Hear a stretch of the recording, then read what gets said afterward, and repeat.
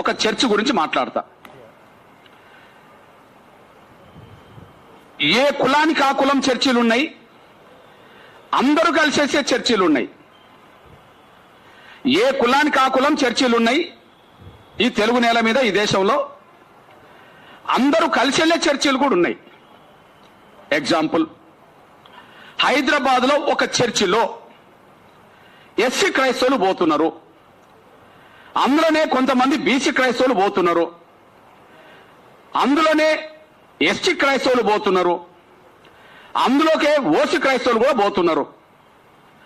ఒక చర్చికి ఎస్సీ క్రైస్తవులు పోతున్నారు, అదే చర్చికి బీసీ క్రైస్తవులు పోతున్నారు, అదే చర్చికి ఓసీ క్రైస్తవులు పోతున్నారు, అదే చర్చికి ఎస్టీ క్రైస్తవులు పోతున్నారు.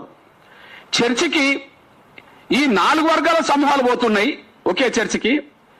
కానీ ఆ చర్చికి వెళ్ళే 3 వర్గాల సమూహాలకు ఈ ఆర్డర్ వర్తించట్లేదు. ఆ చర్చిలో ఎస్సీలు ఉంటారు, కానీ ఎస్సీలకు ఈ ఆర్డర్ వర్తించదు. అదే చర్చిలో బీసీలు ఉంటారు, ఈ ఆర్డర్ వర్తించట్లేదు. అదే చర్చిలో ఓసీలు ఉంటారు, ఈ ఆర్డర్ వర్తించట్లేదు. కానీ అక్కడ 4 వర్గాలు ఒకే చర్చికి వెళ్తున్నాయి.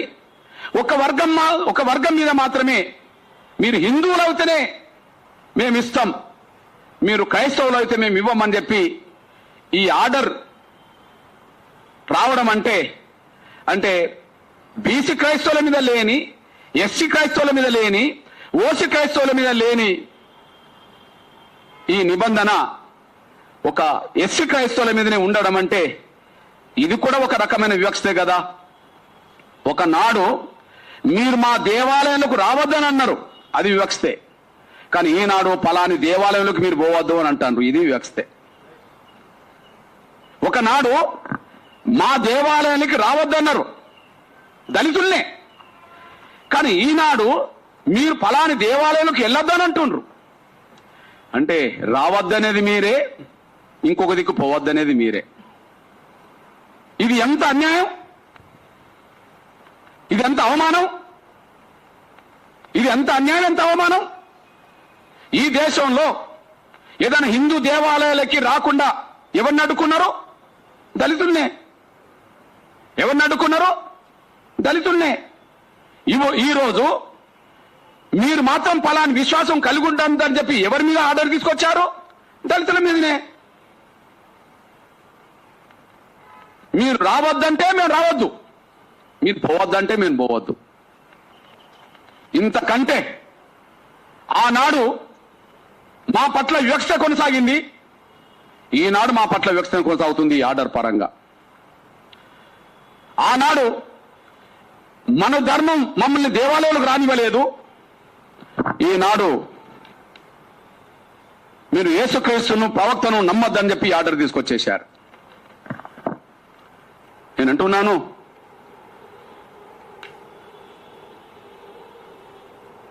ఏనాటి కాలంలో మమ్మల్ని రావద్దన్నారు? ఒకనాడు దళితులు రోడ్డు మీద నడవలేని రోజుల్లో అందరిలాగా మీరు అందరూ తిరిగే రోడ్డు మీద మీరు తిరగద్దన్న రోజుల్లో, మా దేవాలయంలోకి మీరు రావద్దన్న రోజుల్లో, మాలాగా మీరు చదువుకోవద్దన్న రోజుల్లో, మాలాగా మీరు స్వేచ్ఛగా జీవించొద్దన్న రోజుల్లో మీరు బడికి రాకుండా చేస్తే క్రైస్తవ మిషన్లు వచ్చి వాళ్ళు బడి తీసుకొచ్చారు. అప్పుడు మా దళితులు పోయి బడి స్కూల్లో చదువుకున్నారు. మీరు గుడికి రావద్దంటే వాళ్ళు ఒక చర్చి కట్టించారు, ఇక్కడ స్వేచ్ఛ ఉన్నది రావచ్చు అని చెప్పారు. మీరు దళితుల ఆరోగ్యం విషయం మీరు పట్టించుకోకపోతే వాళ్ళు ఆసుపత్రులు కట్టించేశారు. మీరు రావద్దన్న కాడికి నేను రాలేదు కదిగా.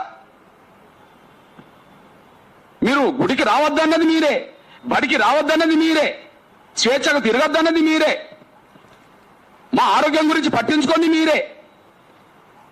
వాళ్ళు బడి తీసుకొచ్చారు, వాళ్ళు ఆసుపత్రి తీసుకొచ్చారు, వాళ్ళు చర్చి తీసుకొచ్చారు, వాళ్ళు తిరిగే స్వేచ్ఛను తీసుకొచ్చారు. మేము పోవడానికి కారణం ఏంది మరిగా? మా మీద వివక్షన్న రోజుల్లో, మా మీద అవమానాలు జరుగుతున్న రోజుల్లో, మమ్మల్ని చూస్తేనే అంటాన్ వాళ్ళని దూరం పెట్టిన రోజుల్లో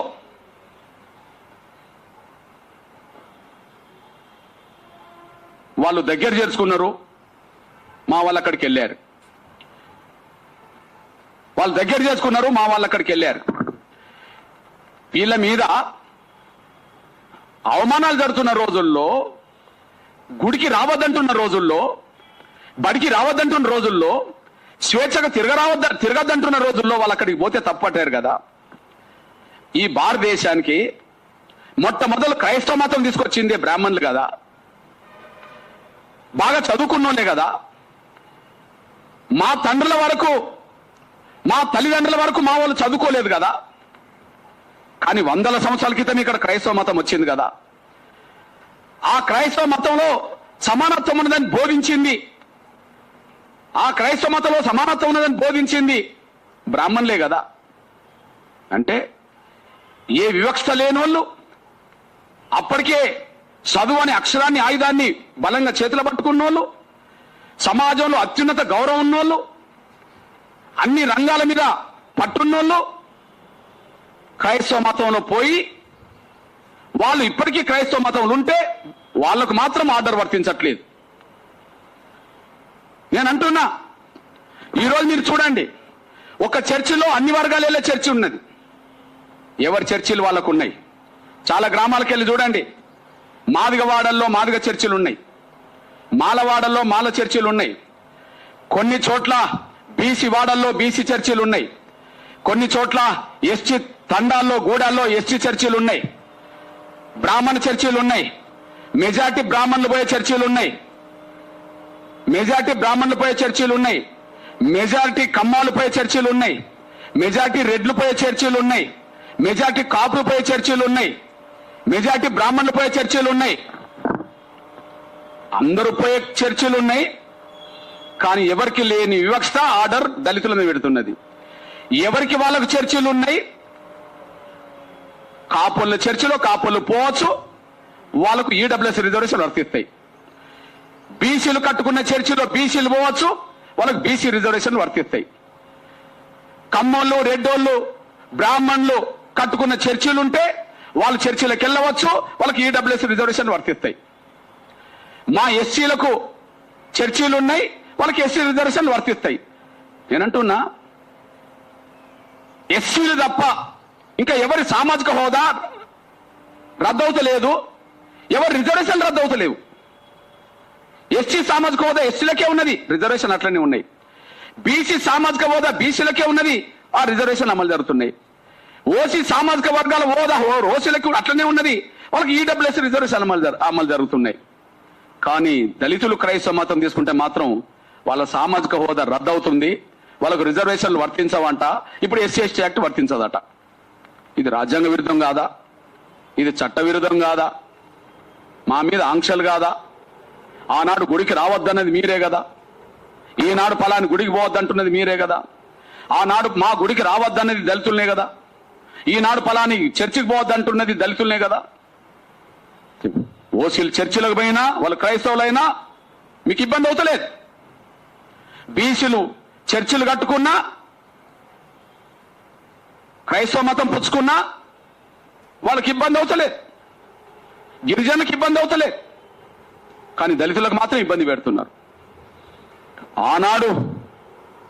ఆనాడు మన ధర్మం పేరుతో మమ్మల్ని చిన్న చూపు